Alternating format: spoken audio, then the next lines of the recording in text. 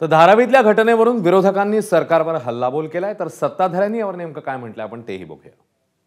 खरी गोष्ट म्हणजे हे आहे की महाराष्ट्रामध्ये कुठे ना कुठे या सरकारला दंगल घडवायची आहे, वातावरण टेन्स्ड करायचं आहे। त्याचा थेट संबंध जे आहे ते राजनीतीशी आहे आणि याच्यामध्ये भारतीय जनता पार्टी, एकनाथ शिंदे साहेब आणि अजित पवार साहेब हे तिघांना माहीत आहे की महाराष्ट्रामध्ये त्यांची परिस्थिती खूप बिकट झालेली आहे। स्पेसिफिक काही एखाद्या नेत्याच्या निर्देशानुसार अशा पद्धतीनं कारवाई होत असताना, अशी रिॲक्शन येत असताना असा तणाव सरकारलाच अपेक्षित आहे। कारण मागच्या घटना पण बघितल्या, नाशिकच्या असेल, अन्य असेल, तर सरकार पुरस्कृतच अशा पद्धतीनं जातीयवाद निर्माण करण्याचा प्रयत्न होतोय। धारावीमध्ये जिहादी मानसिकतेचं उत्तम प्रदर्शन आज तिकडच्या जिहाद्यांनी केलेलं आहे। तेव्हा तिकडच्या जिहाद्यांनी आज ते अतिक्रमण तोडायला दिलं नाही आणि त्याचबरोबर मुंबई महापालिकेच्या गाड्या पण फोडल्या।